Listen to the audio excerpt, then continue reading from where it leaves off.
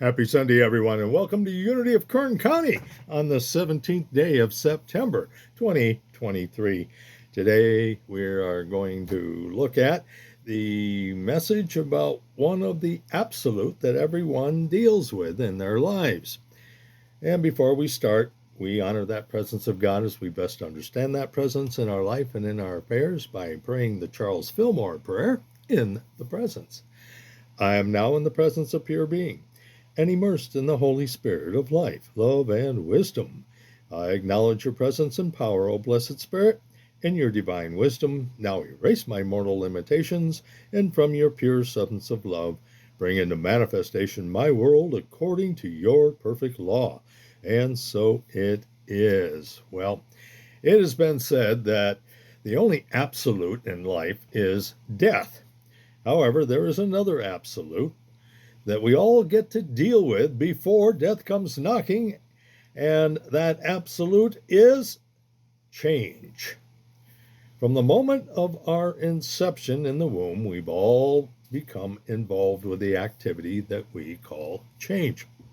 After all, it's all part of God's divine plan to make sure that we grow, that we learn, and that we evolve. So, why do we fight change in our lives? After all, we intellectually know and accept that the world changes, seasons change. We change, everything changes. All we have to do is stop and look at how things have changed since the advent of the computer age, which we've all been a part of. In fact, a study has been done a while back that came to the conclusion that due to technology, the world is changing faster than we are capable of keeping up with it. Well, all we need to do is just look at all the new instruments, the phones, the iPads, um, all the technology that is created, uh, AI, for instance. Okay, and how are we dealing with that? Because that is a major change, especially now with new applications out there for anyone to use to write essays, to create songs. It makes you wonder where we are going. But it is all part of that process of change.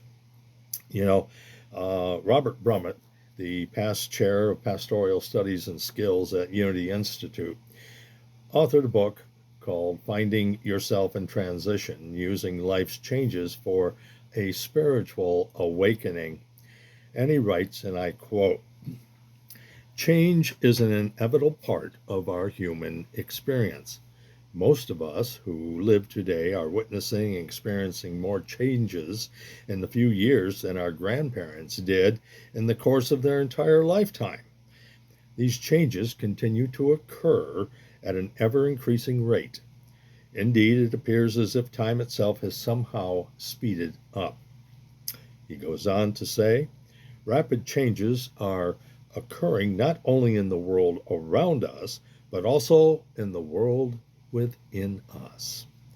These changes are not just in technology or lifestyles, but are radical changes in the way we perceive ourselves and our relationship with the universe. Since such changes are not just about how we live, but how we are as human beings. Our assumptions about who we are and how we are related to the world around us are always being challenged, if not shattered. Well, a lot of truth in those words that he wrote. Like I said, all we have to do is look around us and see how much our world has changed just in the last, say, 30 years. I remember ministerial school and the end of the 80s. I started in the early 90s, and computers had not yet been mass produced. They were being produced, but everybody was learning. That was a major change in their life, from moving from a typewriter to a keypad, with letters on it and a screen and floppy disk. How things have changed now. Just the iPhone, just our phones are capable of doing all that for us. Well, we know that No doubt that when change happens, we are going to be challenged a lot. And when major changes do happen, our assumptions about who we are and how we are to relate to the world around us is being challenged for sure. I myself find myself repeating this statement made by Jesus when he said, "The things that I do, you will do also, and greater will you do." There is no doubt that this presence changed, Jesus' presence changed an entire world. We are a manifestation of that change that he brought to the world. To be fully alive is to not resist the change, but embrace it. To understand that this is to understand that this statement that he made when he said, "I came that you may have life and have it abundantly," involves change.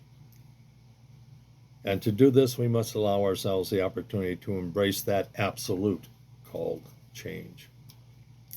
You know, Jesus' teachings reflect on how one would live in the world in his day and still feel free, still feel fully alive, if you will, to help them change their way of thinking from being an oppressed people to seeing themselves free and equal to those around them.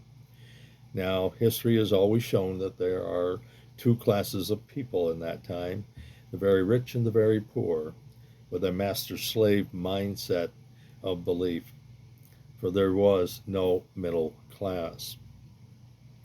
So, change, according to Jesus, had to come from within us, and that was through the power and the activity of Spirit, through the power and activity of God in our lives and in our affairs. Change, whether in Jesus' day or ours, is part of the human experience. And as much as we know change is inevitable, of course, we fear and resist it. And I came across this prayer that illustrates how some people have often prayed for change in their life. And I'll share it with you. It goes something like this: Dear God, I want things to be different in my life, but don't change me, my thoughts, my beliefs, or my behavior. But change those around me to my way of thinking, and everything will be perfect in my life. Do you know anyone like that, that prays that way, or sees life that way, or sees how change needs to be accepted by them and others instead of them? You know, it has been said that we fear and resist being fully alive because we may have to change how we think, what we believe, and how we behave. This fear and, of course, resistance is based upon the misguided belief that if change is any part of ourselves, we must lose something in that process, lose something that we might hold near and dear, uh, such as a belief we can't live without, or to do so would keep us in pain and suffering if it was lost. Well, this type of fear, wrote Robert, has an association. And again, it's associated with the idea and concept of death.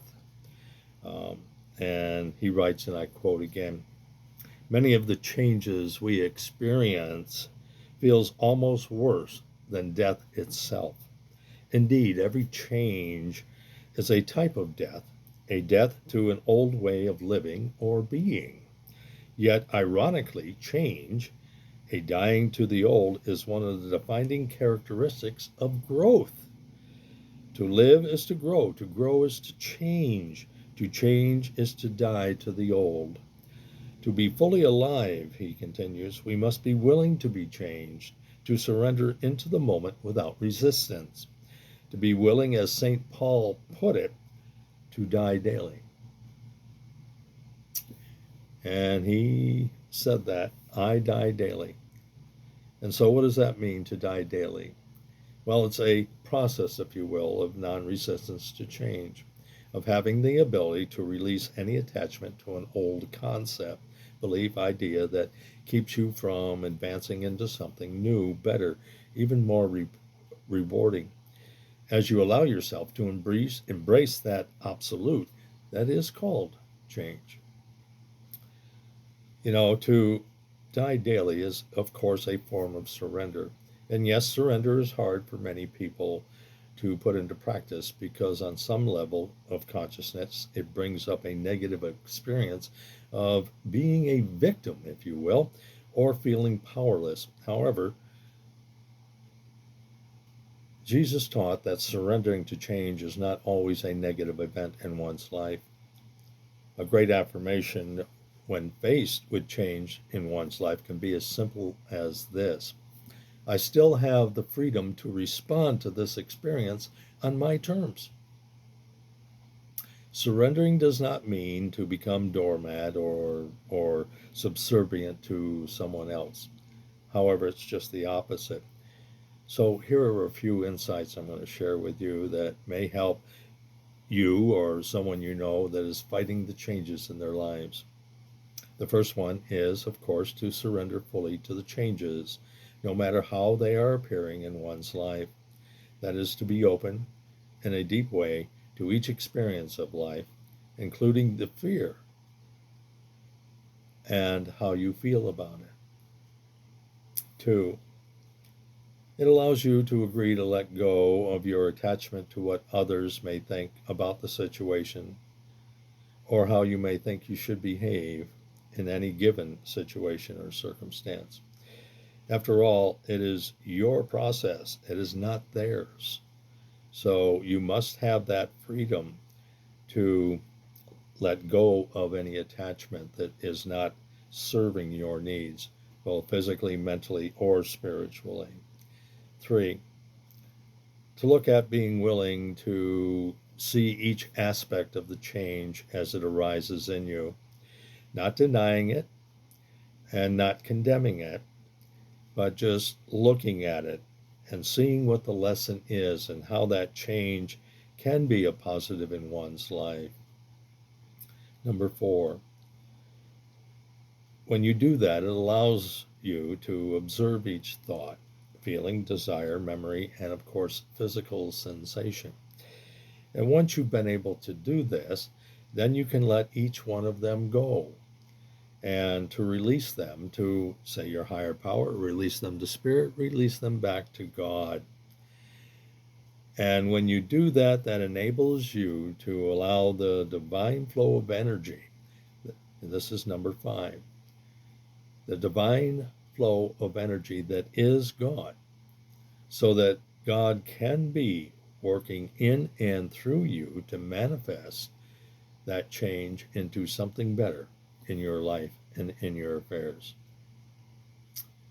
When we fully embrace the absolute called change, we will then understand and accept God's plan that permeates all of creation. For life is energy, and energy is always in flux. It is always creating. To live life is to change. To change is to live life to the fullest.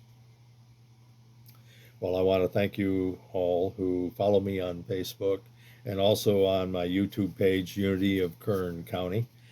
And for those of you that continue to share your gifts so that we can keep these messages coming to you on a weekly basis. And so until the next time we meet, remember to be good to yourself and to others. God bless you, dear friends.